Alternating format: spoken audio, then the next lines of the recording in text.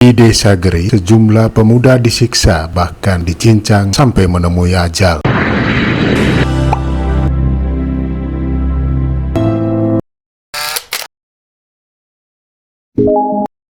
Ada satu desa di Bali yang terukir dalam cerita tutur amat bersejarah. Nama desa ini Geri, berada di Kecamatan Abian Semal, Kabupaten Badung. Di Desa Geri, sejumlah pemuda disiksa bahkan dicincang sampai menemui ajal. Kisah heroik dan kemanusiaan ini dituturkan mantan Wali Kota Denpasar, Dr. Andos Imade Swende.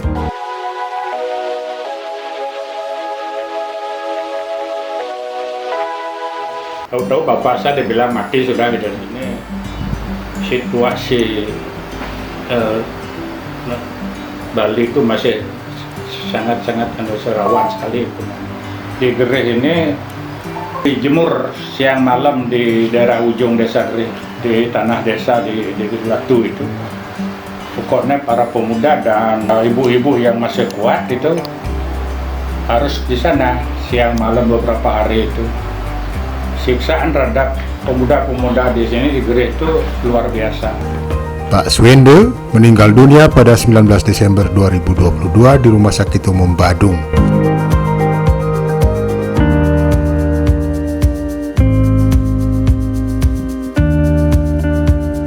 Jauh sebelum menjabat Wali Kota Denpasar, Pak Swende pernah menjadi camat di Kuta dan Abian Semal. Kisah tragis yang diungkapkan Pak Swende direkam khusus Denpasar TV Channel sekitar setahun silam di rumah pribadinya di Desa Gerih. Ihwalnya Denpasar TV berangkat ke Gerih bareng Sekjen Dewan Pimpinan Pusat Perguruan Pencak Silat Kertawisesa Made Juwana dan Pendekar Utama Kertawisesa Ketut Suarte. Kami bertolak menuju rumah tokoh sepuh Kertawisesa Putu Sambi di desa yang sama dengan tempat tinggal Pak Swende.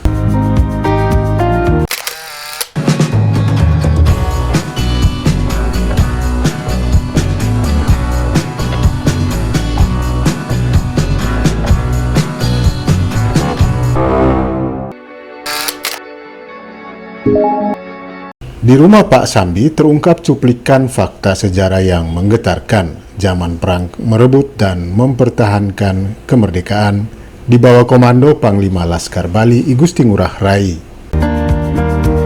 Orang tua lari, sarungan, tak cocok, mau nyingkir, dia tak berani juga konfrontasi.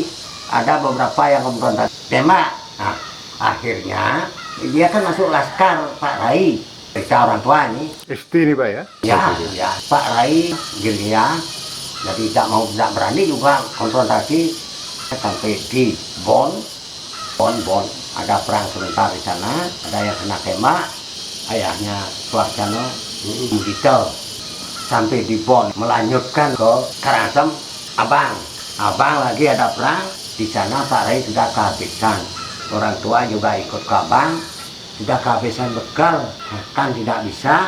Akhirnya Pak Rai mengambil keputusan, kamu tidak usah ikut melanjutkan Pak Rai ke Muduk Malang atau ke Tabanan. Yang lain-lain disuruh pulang, ayah saya pulang. Itu lagi yang di Seminyak, Pak Gerah, Tangku. Yang mana dua di sana Pak Gerah ada, Pak Tangku ada. Nah, yang pulang ikut dengan orang tua saya, Pak Gerah itu menurut Pak Rainya ke Muduk Malang bikin markas di situ MBO, markas besar umum. Bikin itulah yang mempersiapkan pupusan Margorano. Jadi orang tua tidak tahu itu karena sudah tidak bisa kasih makan prajuritnya, habiskan bekal termasuk Pan Madio itu pulang. Itu barang Laskar Pak Rai itu. Dalam cerita itu, tokoh-tokoh silat Kertawisesa yang dulu perguruan silatnya masih bernama ST terjun langsung bertaruh nyawa. Ada banyak tokoh yang siap darahnya tumpah demi Republik. Salah satu tokoh utamanya, Tutur Putu Sambi, adalah ayah kandung mantan wali kota tersebut, Made Swende. Ayahnya Swende itu ditangkap, ditahan. Di tempat SMP 5 itu? Ya, Oh, dulu di sana penjara? Rumah sakit. Hah? Oh, rumah sakit? Ya, rumah sakit. Rumah sakit itu sampai 5 sekarang. Sampai 5 Rumah sekarang. sakit dulu. Ya, berapa bulan atau berapa hari mungkin di rumah sakit meninggal terus. Itu udah disiksa itu orang ditangkap dulu tuh disiksa dulu. Gigi bisa Hilang. Oh iya. Itu yang kelas lebih tinggi enggak disiksa. Dari sinilah sebenarnya awal mula perbincangan dengan Pak Suwende terjadi. Kisah yang dituturkan Pak Suwende tersebut coba diposting kembali untuk mengenang rekam jejak mendiang ayahnya, termasuk peran Pak Suwende sendiri dalam perjalanan perguruan pencaksilat Kertawisesa di Bali. Jangan lupa like, komen, share, dan subscribe Denpasar TV Channel. Bapak dulu itu kan dikenal sebagai tokoh berpengaruh di Gerih dan sebagai murid langsung Pak Gunung. Saya tidak banyak tahu bapak saya karena saya telah ditinggalkan oleh bapak itu sejak berumur 3-4 tahun kayaknya itu. Jadi saya masih kecil, jadi belum sekolah, jadi sudah ditinggalkan oleh bapak itu dalam berjuang karena beliau itu tidak jarang di rumah. Karena beliau itu terus dalam perjuangan saja, jadi tidak pernah dapat istirahat di rumah. Karena beliau juga pada saat itu menurut cerita ini beliau tuh dikejar terus sama nikah gitu. Jadi dikejar terus sehingga pelariannya itu tidak hanya di sekitar sini, tapi mereka tuh sampai jauh ke daerah-daerah, sampai larinya ke Padang Sambian, sampai di Denpasar lah.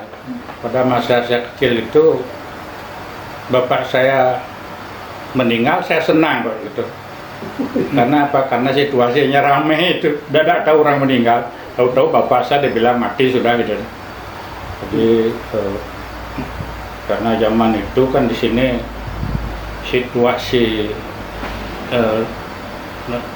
Bali itu masih sangat-sangat rawan sekali dengan tahun 47 itu.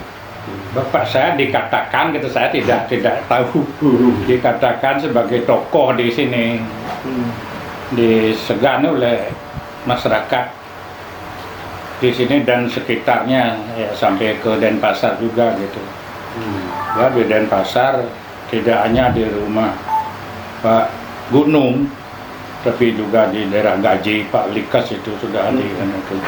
Pak Likas, kemudian di Titik juga Pak Mardio itu cerita orang lah gitu. Pak Mardio yang cerita waktu saya di Denpasar sebelum beliau meninggal itu, dia sangat kenal dengan saya dan banyak orang yang waktu saya di Denpasar itu menyampaikan bahwa dia tahu betul orang tua saya. Sampai Pak Bonyoran Bayu Pati juga beliau kenal dengan bapak gitu. Itu saya sendiri, saya tidak tahu siapa yang dianu oleh bapak gitu. Cuman siapa yang ngomong dengan saya, oh saya bilang iya gitu. Sampai Tabanan Pak Mante dulu itu sudah dalam perjuangannya gitu. Ya, di sini memang tumbuh pencak silat pertama di Bandung, di sini pusatnya, di Gerih dan di Penarungan. Penarungan itu yang di Pelopor Pak Pendek, barangkali tahu ya, Pak Pendek itu. Ya itu juga pejuang itu yang tidak mau menyerah. Beliau itu sama dengan bapak di sini, pokoknya jangan menyerah gitu. Sehingga di Gerih ini pernah pernah dijemur siang malam di daerah ujung desa Gerih, di tanah desa di waktu itu. Pokoknya para pemuda dan para ibu-ibu yang masih kuat itu harus di sana siang malam beberapa hari itu. Siksaan terhadap pemuda-pemuda di sini di Gerih itu luar biasa. Sewaktu kecil saya tahu 4 pemuda yang dicincang kakinya di dekat Pura Pasar Gegel di sana di utara. Itu datang matahari dari timur, dia menghadap ke timur, datang dari matahari ke barat, dia menghadap ke barat, gitu. Dicincang di sana. Itu. Nah, kemudian masyarakat Gereh dijemur, dilatu, istilahnya dilatu. Kira-kira lebih kurang 4 hari, 3 hari, 4 hari ada itu ditahan di sana. Itu. Dan saya tahu itu karena saya bawain peka nasi ke sana. Jadi anak kecil dan nenek boleh di rumah. Para pemuda harus di sana. Jadi sudah ada metro liur di depan Pura Pasar Gegel itu berjejer tuh 4, barang siapa yang lewat di jalan tuh kan kena anu tuh gitu. Sehingga kita bawa nasi ke sana.